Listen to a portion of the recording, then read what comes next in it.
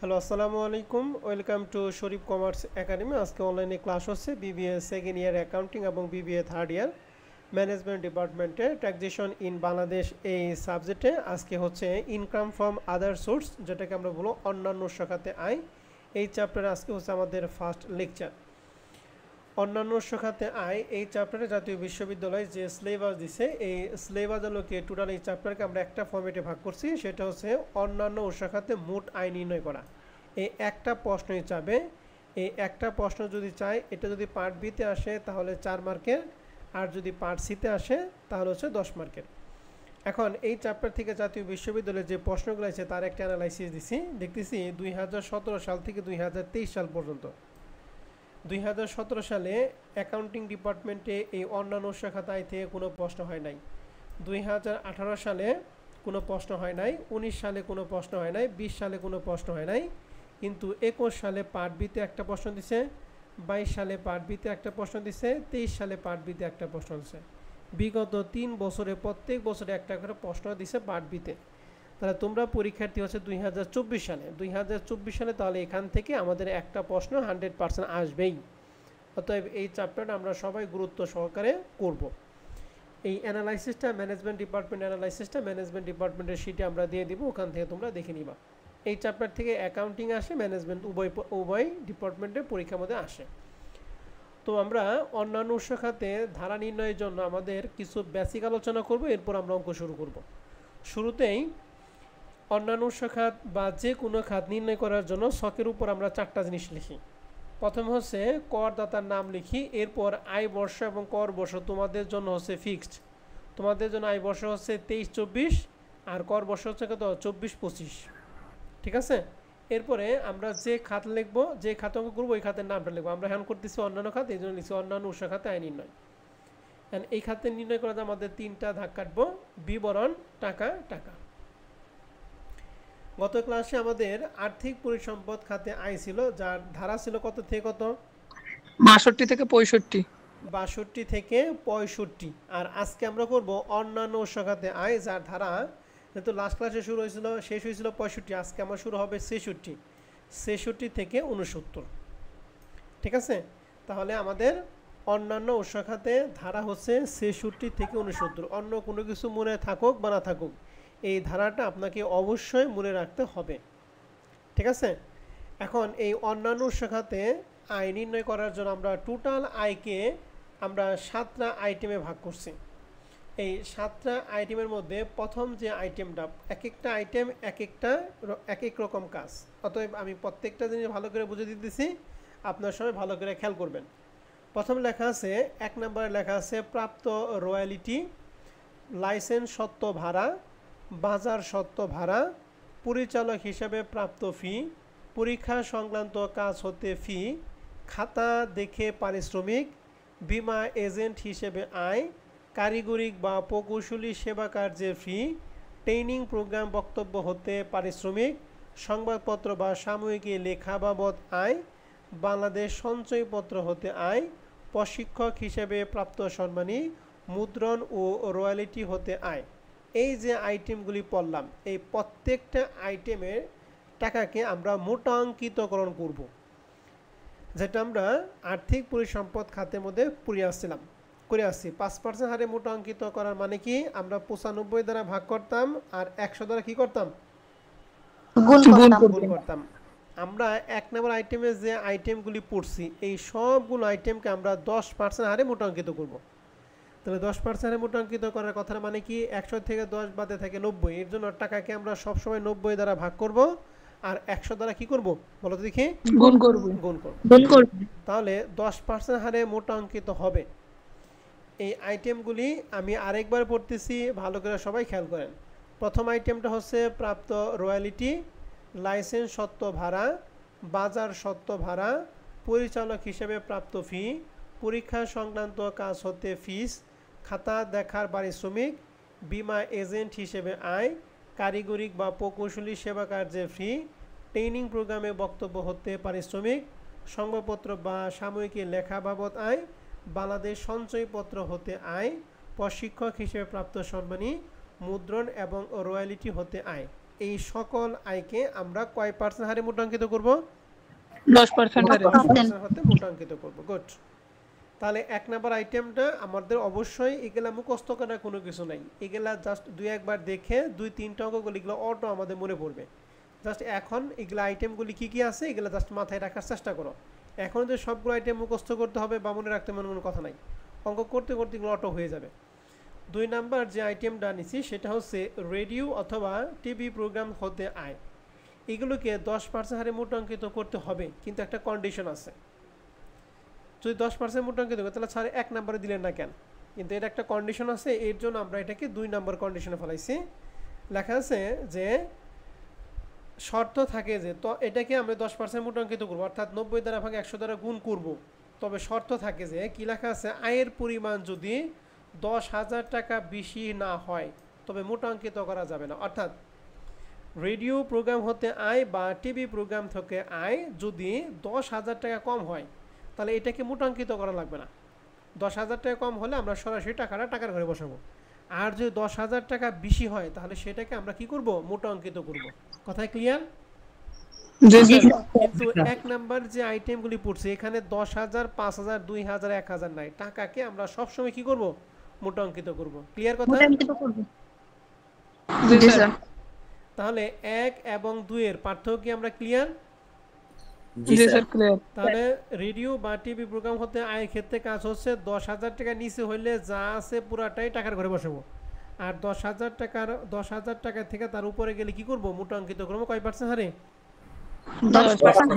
10% হারে। তাহলে 1 এবং 2 নাম্বার আইটেম আমরা বললাম। এখন আমরা চলে যাব 3 নাম্বার।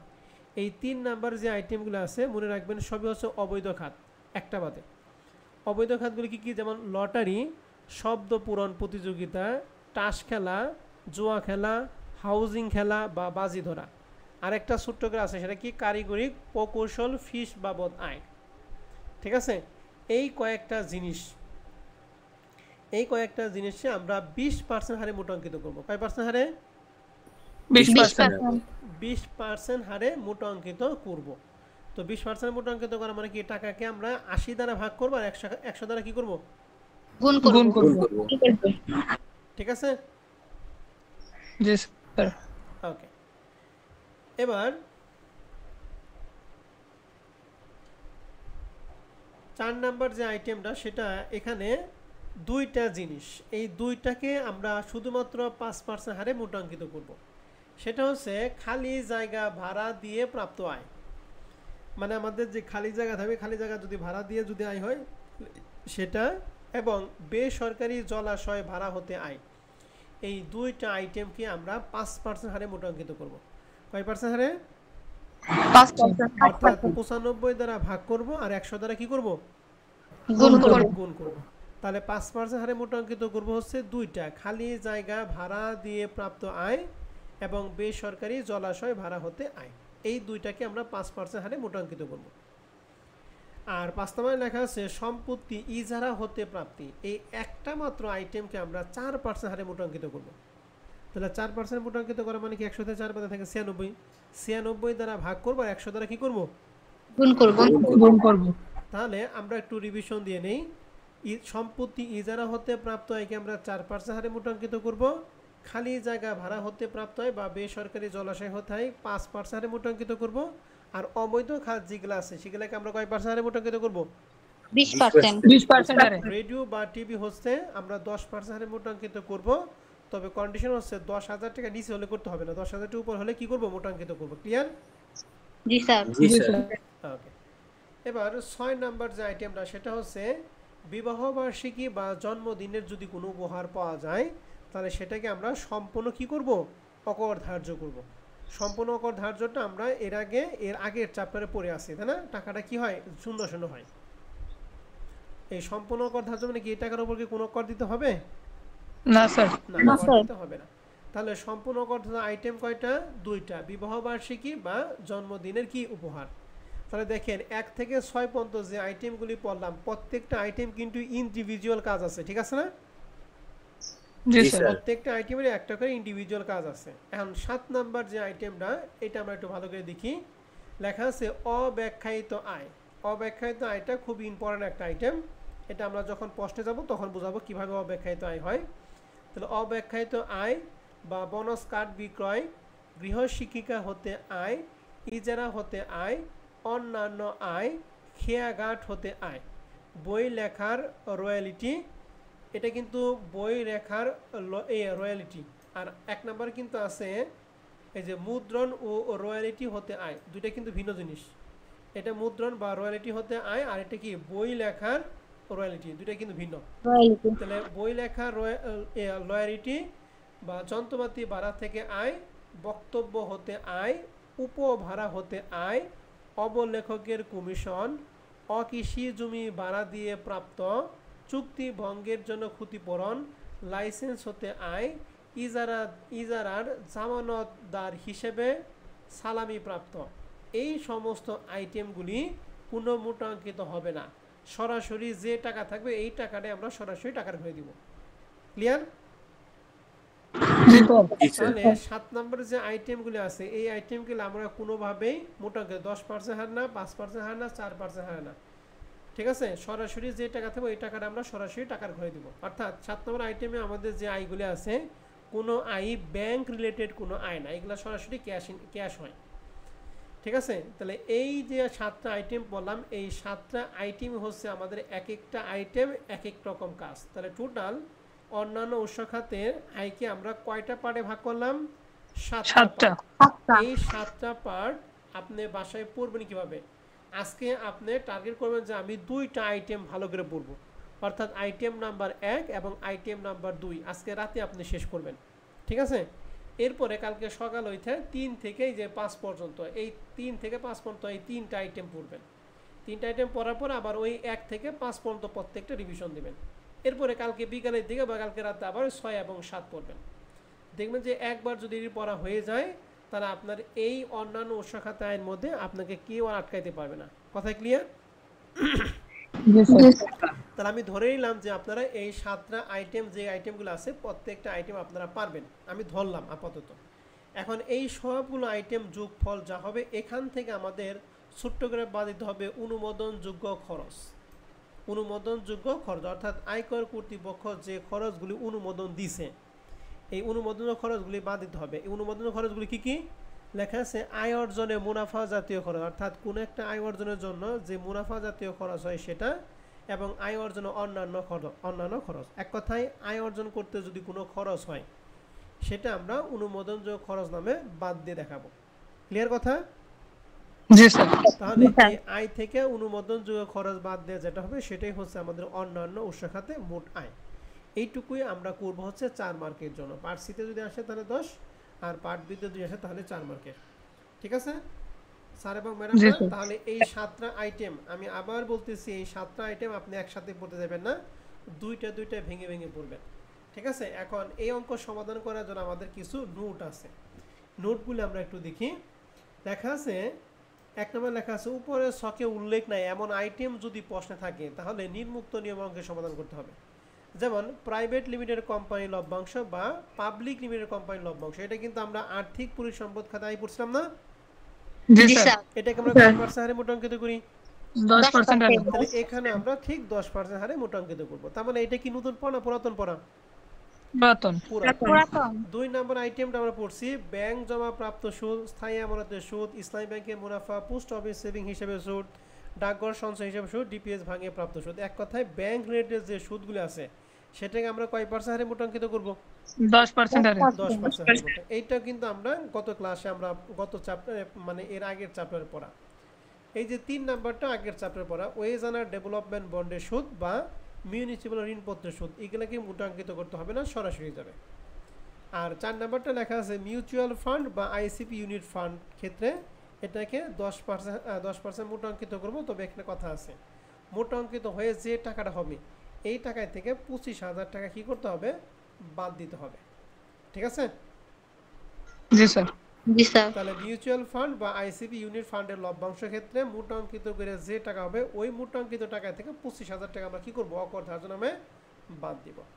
তার মানে আমরা এখানে যে 4টা আইটেম বললাম এই 4টা আইটেম হচ্ছে আমাদের আর্থিক পরিসম্পদ খাতে আয়ের মধ্যে আমরা পড়ে আসছি। অতিরিক্ত আমাদের আরেকটা আছে, এটা একটু ভালো করে সবাই খেয়াল করি।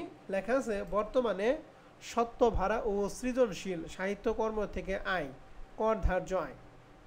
মানে সত্ত্ব ভাড়া ও সৃজনশীল সাহিত্যকর্ম থেকে আয়টা কি কর ধার্য, অর্থাৎ এর উপর কর দিতে হবে এবং তা অন্যান্য উৎস খাতে আয়ের মধ্যে অন্তর্ভুক্ত। বিধিবদ্ধ প্রতিষ্ঠান থেকে সত্ত্ব ভাড়া পেলে উৎসে 10% কর কেটে নিবে, যা চূড়ান্ত কর দায় পরিশোধ হিসেবে গণ্য। তবে পাবলিকেশন থেকে প্রাপ্ত সত্ত্ব ভাড়ার ক্ষেত্রে উৎসে 10% কর কাটা যাবে না। তাহলে কথাটা কি এখানে, সত্ত্ব ভাড়া থেকে যদি আয় হয় তাহলে সেটা 10%, কিন্তু যদি কোনো পাবলিকেশনের কাছ থেকে, যেমন মনে করো কমার্স পাবলিকেশনের বই থেকে আমরা প্রাপ্ত ভাড়া পাই, এই রয়্যালটি পাইছি, বা কমার্স পাবলিকেশনের বই থেকে বা মিলিনিয়াম পাবলিকেশন থেকে যদি কেউ কোনো ভাড়া পায়, তাহলে সেক্ষেত্রে কিন্তু আর 10% হারে মোটাঙ্কিত করা যাবে না। ঠিক আছে?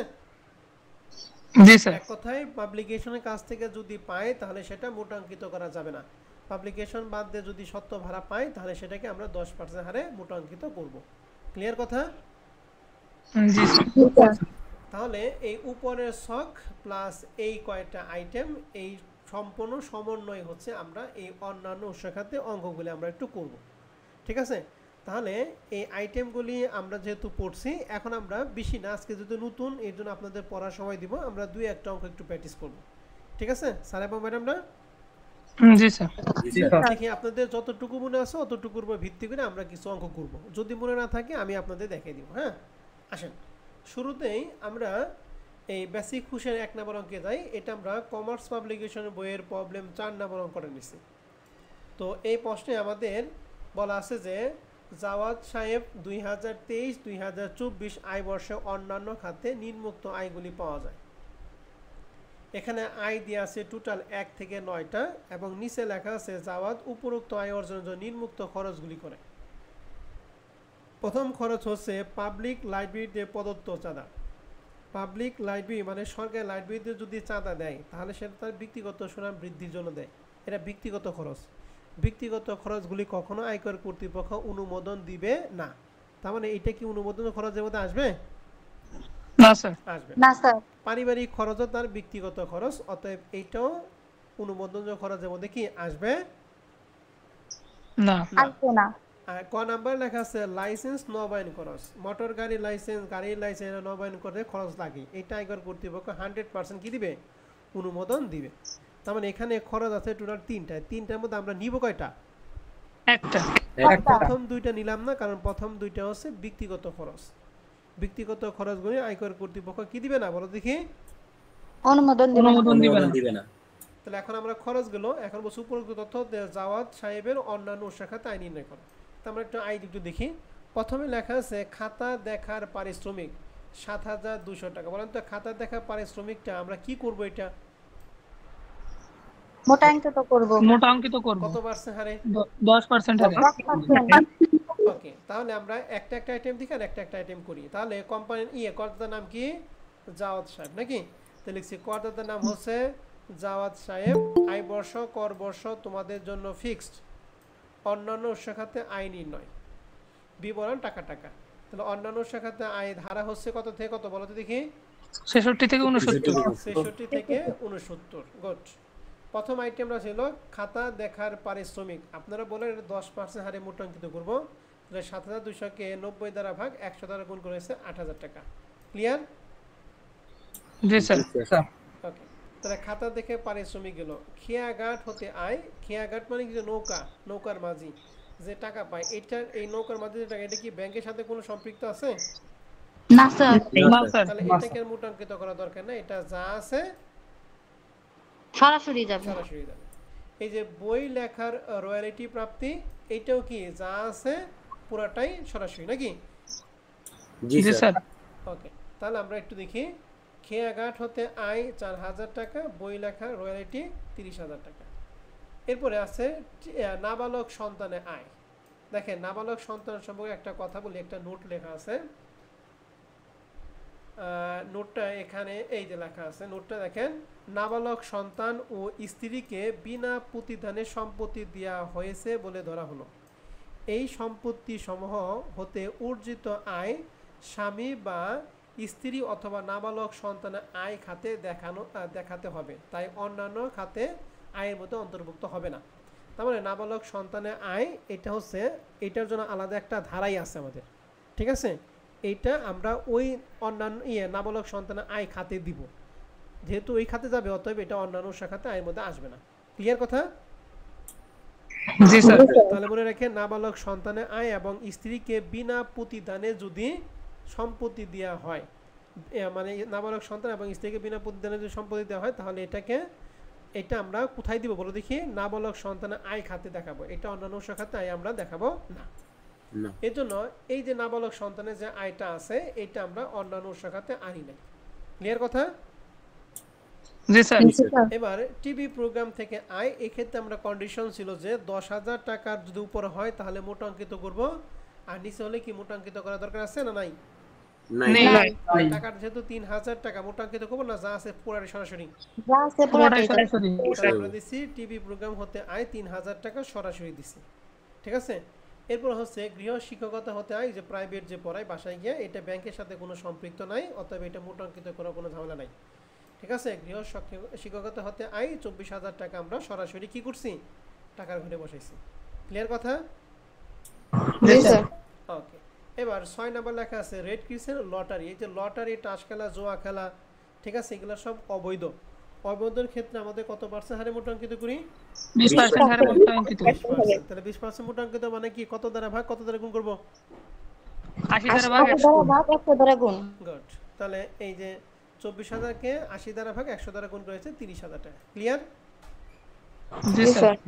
এরপরে লেখা আছে দেন স্ত্রীকে প্রদত্ত জমি হতে আয়। তাহলে স্ত্রীকে জমি দিয়ে দিবেন এবং এই যে নাবালক, এই দুইটি আমরা কোথায় দিব বলো দেখি? নাবালক সন্তানের নাবালক সম্পত্তিতে।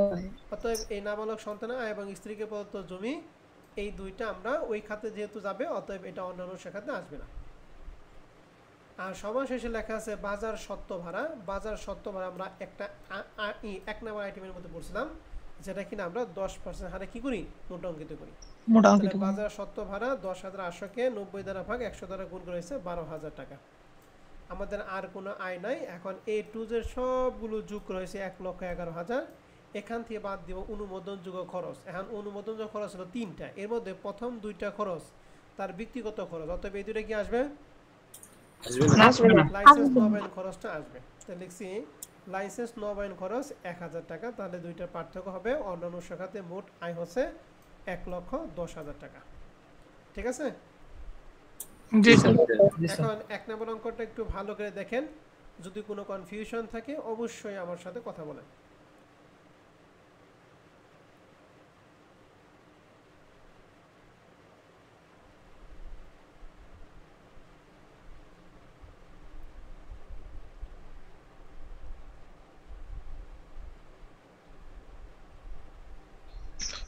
সমস্যা নেই স্যার।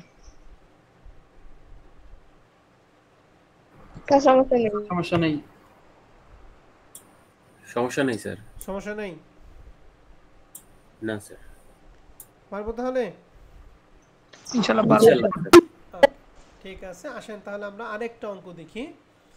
এই অঙ্কটা প্রবলেম 2 নম্বর অঙ্কটা, এটা আমরা কমার্স পাবলিকেশন বইয়ের প্রবলেম 6 নম্বর অঙ্কটা নিছি।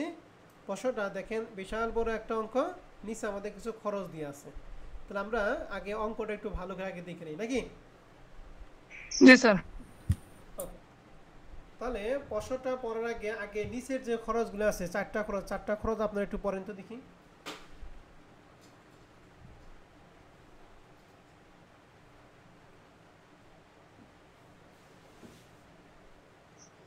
পড়ছি স্যার। চারটা খরচ পড়া হয়েছে? জি স্যার। ওকে, আমাকে একটু বলেন তো দেখি, চারটা খরচ যেহেতু আপনারা পড়ছেন, তাহলে প্রথমে আছে পারিবারিক খরচ। আসবে না। এটা আসবে না। এটা আসবে না, কেন আসবে না? নিজস্ব খরচ। ব্যক্তিগত খরচ। ব্যক্তিগত খরচ। গুড। তারপরে লেখা আছে ঈদুল আজহার কুরবানির পশু ক্রয়। এই যে কিছুদিন আগে যে আমাদের ঈদুল আজহা গেল, এটা পশু ক্রয় করছেন, এটা কি আগে করতে অনুমোদন দিবে? না স্যার, এটা অবশ্যই দিবে না নাকি? জি স্যার। তারপর আছে 21শে ফেব্রুয়ারি বই মেলায় থেকে বই ক্রয়। এই বই ক্রয়টা তো আপনার খরচ, ব্যক্তিগত খরচ নাকি? জি স্যার। এটাকে আগে কর্তৃপক্ষ অনুমোদন দিবে? দেবে না। না স্যার। দেবে না। তারপরে হাউজি টিকিট, হাউজি মানে কি জানেন, জুয়া খেলার না, জুয়া খেলার টিকিট কিনছেন, এটিকে আয়কর কর্তৃপক্ষ কোনো দিব? না দিবে স্যার না। জুয়া এই জিনিসটাই অবৈধ, অবৈধ খাতে টিকিট কিনবে, এটাকে আয়কর কর্তৃপক্ষ কোনো দিবে? না না স্যার স্যার। দিবে না। তার মানে নিচে যে চারটা আছে, চারটার একটাও আসবে না নাকি? জি জি স্যার। স্যার এখন আসি আমরা উপরে আয়গুলি একটু পড়ি। আগে প্রত্যেকটা আয়গুলি একটু আগে আমরা একটা একটা আইটেম দেখি আর একটা একটা করি আমরা। প্রতিষ্ঠানের নাম হচ্ছে, কর্তাদের নাম হচ্ছে জনাব কি মুজিবুল হক। তারপরে লিখছি জনাব মুজিবুল হক, আয় বর্ষ কর বর্ষ তোমাদের জন্য ফিক্সড, অন্যান্য খাতে আয় অন্যান্য খাতে ধারা কত 66 থেকে কত 69 69। ওকে, দেখেন প্রথমটা লেখা আছে সংবাদপত্র বা সাময়িকী লেখা বাবদ আয়। তাহলে সংবাদপত্র বা সাময়িকী লেখা বাবদ আয়ের ট্রিটমেন্ট আমরা কিভাবে নেই? 10% হারে মোটা অঙ্কিত করে দিব 10% হারে আমরা কি করব? মোটা অঙ্কিত করব। তাহলে দেখেন আমরা এখানে 10% হারে মোটা অঙ্কিত, এটা হয়েছে কত 12,000 টাকা। ঠিক আছে? জি স্যার ওকে, এরপরে বলেন রয়্যালিটি বাবদ আয়। রয়্যালিটির ক্ষেত্রে আমরা 10 কয় পার্সেন্ট মোটা অঙ্কিত করি? 10% হারে ওকে, এরপরে প্রাইভেট টিউশনি থেকে আয়। প্রাইভেট টিউশনি বা হোম টিউটর বা গৃহ শিক্ষকতা হতে আয়, এগুলো কি মোটা অঙ্কিত করতে নাকি সরাসরি যায়? সরাসরি যাবে সরাসরি যাবে। সরাসরি যায়। গুড। এবার পরিচালক হিসেবে প্রাপ্ত ফি, এটা কয় পার্সেন্ট? 10%। 10% নাবালক সন্তান আয়, এটা কি আসবে?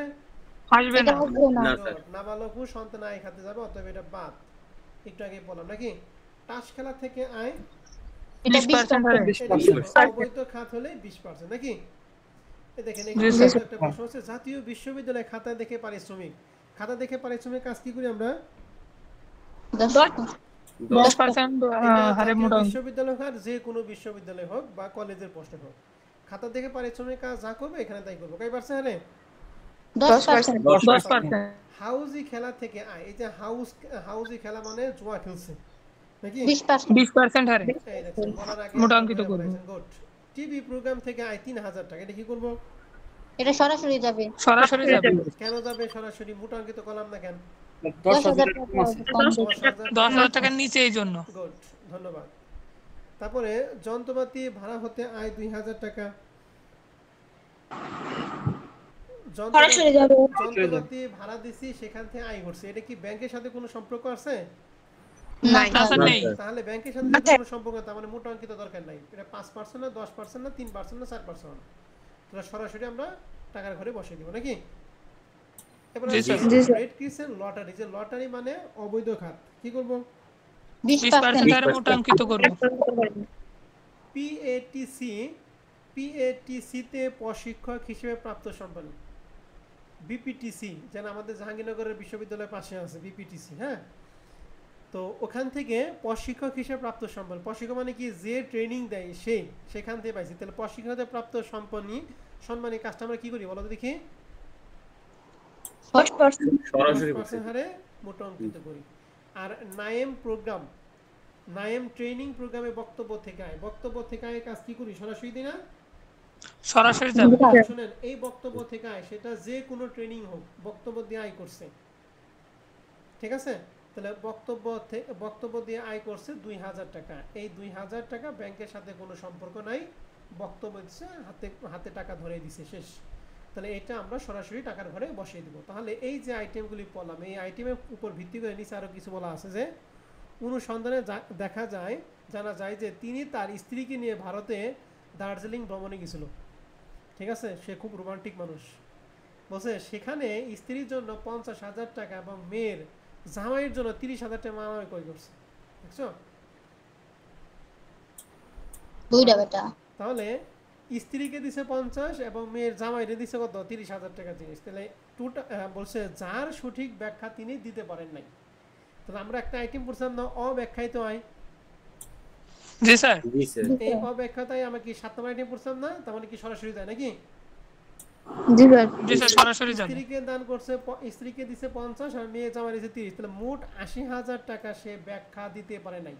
মানে এটা আয়টা যে কই থেকে আসে সেটা ব্যাখ্যা দেয় নাই, তাহলে এটা অব্যাখ্যায়িত আয়। যার কাজ কি বলো দেখি? সরাসরি চলে যাবে সরাসরি দিয়ে দিব নাকি? অব্যাখ্যায়িত আয়। আর দার্জিলিং ভ্রমণে তার ব্যয় হয় 1,30,000। দার্জিলিং ভ্রমণে গেছে বা সিঙ্গাপুর গেছে, যেখানেই যাক তার ব্যক্তিগত ব্যক্তিগত বিলাসের জন্য গেছে নাকি, এটা কি আয়কর কর্তৃপক্ষ অনুমোদন দিবে? না স্যার। ঠিক আছে, তার মানে এই 1,30,000 টাকার কোনো প্রয়োজন নাই, এই নিচের আইটেমগুলির কোনো প্রয়োজন নাই। এখন আপনারা যা যা বলুন আসেন কি নাই।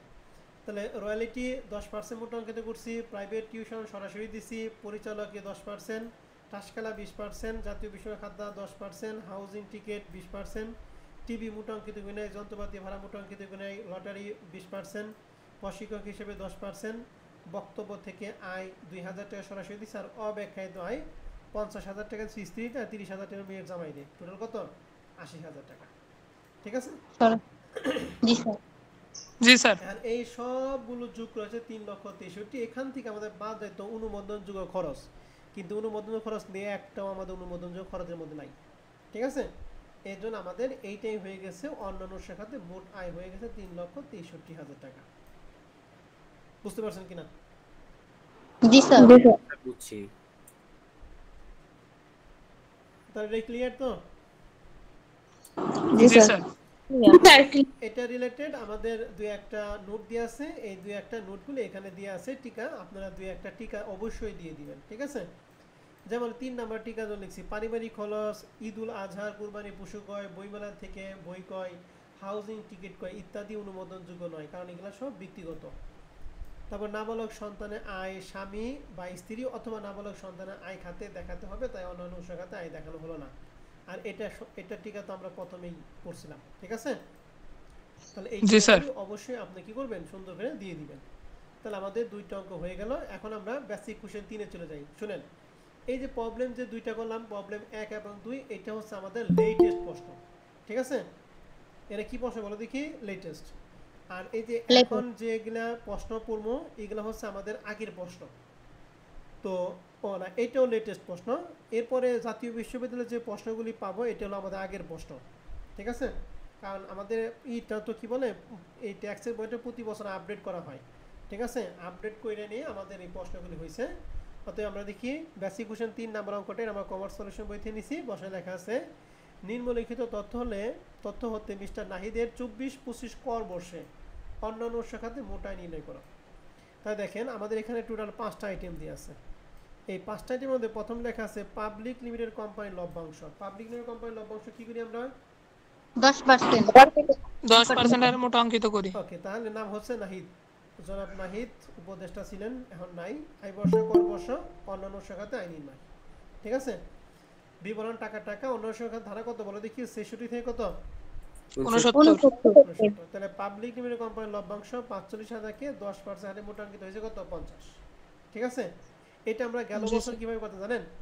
এই পাবলিক লিমিটেড কোম্পানির লভ্যাংশ মোট অঙ্কিত করে যা হবে এখান থেকে আমরা 50,000 টাকা বাদ দিতাম, আর প্রাইভেটের ক্ষেত্রে বাদ দিতাম হচ্ছে 25,000 টাকা।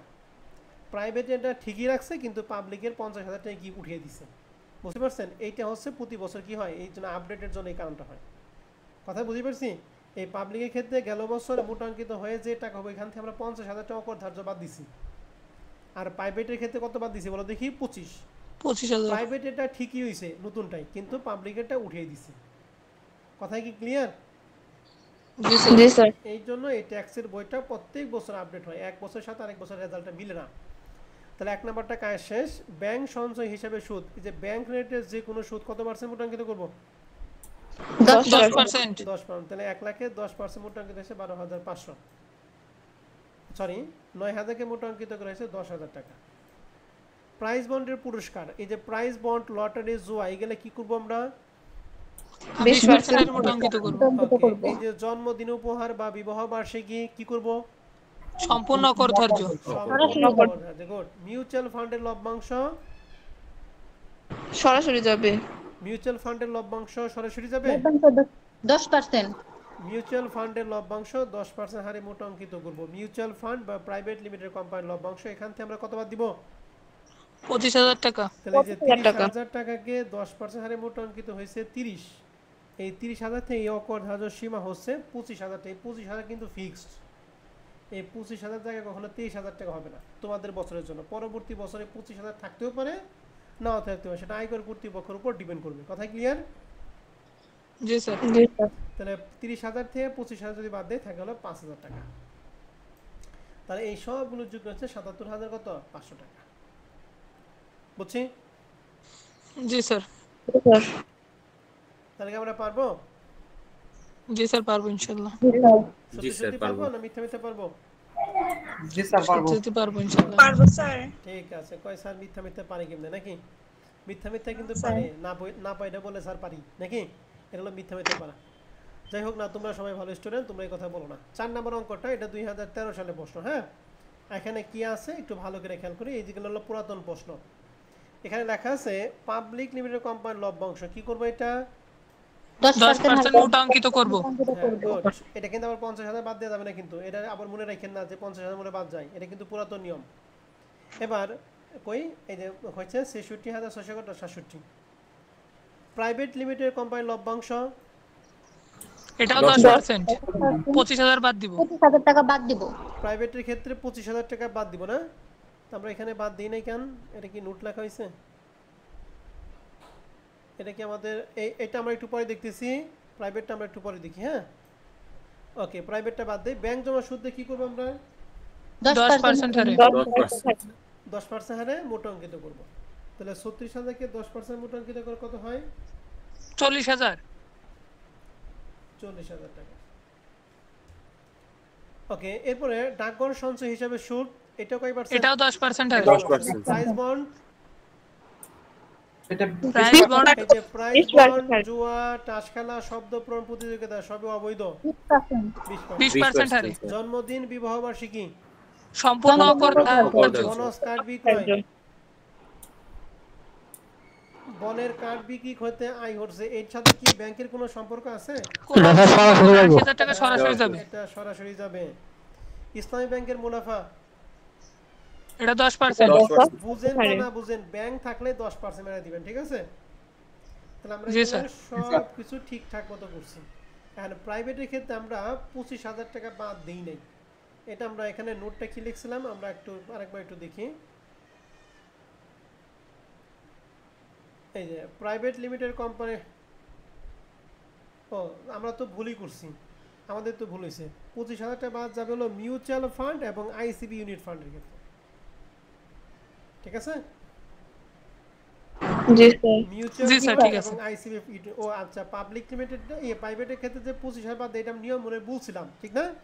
যে পাবলিকের ক্ষেত্রে 50 বাদ যায় আর প্রাইভেটের ক্ষেত্রে 25 বাদ, এটা গেল বছরের কথা বুঝলাম। জি স্যার।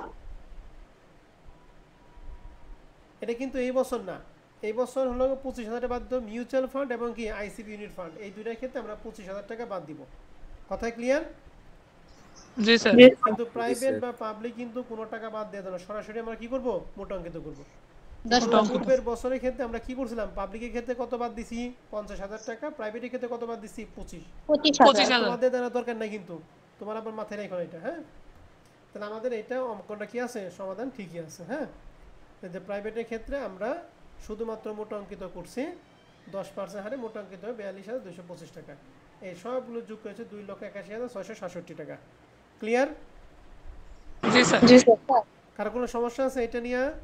না স্যার, সমস্যা নেই। পারবে? পারবো ইনশাআল্লাহ স্যার। জি স্যার পারবো। সত্যি সত্যি তো?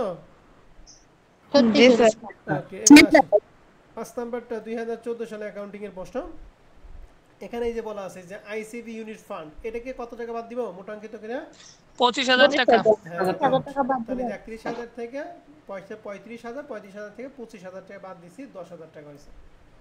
এবার আসেন 5 বছর মেয়াদী সঞ্চয়পত্র, সঞ্চয়পত্রের ক্ষেত্রে কয় পার্সেন্ট? 10%। 10%। ডাকঘর সঞ্চয় হিসাব 10%। ডিভিডেন্ড 10% থেকে প্রাপ্ত সুদ 10%।